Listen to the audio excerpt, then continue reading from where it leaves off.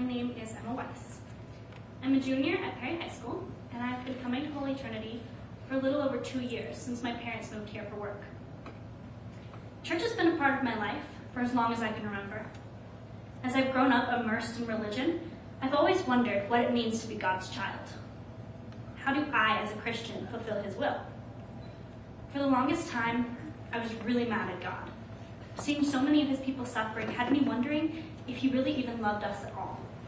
How could the most powerful being of all time sit around in heaven and watch as men, women, and children alike were tortured, abused, left hungry, or even just discriminated against? All it took was one breath of His to bring our whole species to life. And He wouldn't even lift a finger to keep us living? It made no sense to me. Over the summer, I was blessed with the opportunity to participate in the Youth and Mission program at the Lutheran School of Theology at Chicago because of Pastor Walt Hiskett.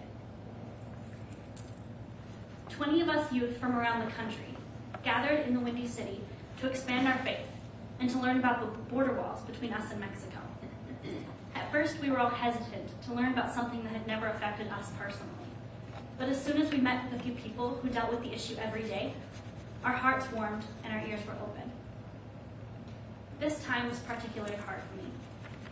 I had to stand by and listen to awful stories about the prejudice and discriminatory manner illegal immigrants are treated on a daily basis in America. One story especially got to me. A woman from Mexico was coming to talk to us about her border issues, and she was bringing us lunch from her side of the wall. Border Patrol pulled her over for having food in her truck and forced her to get on her knees and beg for forgiveness in front of a lot of people. She said it was very embarrassing, and I don't doubt it for a second.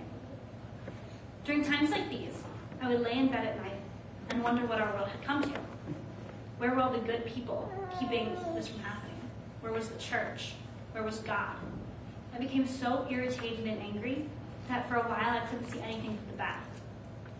But the last few days of our trip were really eye-opening for me. It hit me right in the middle of one of our daily praise services. God works through His people.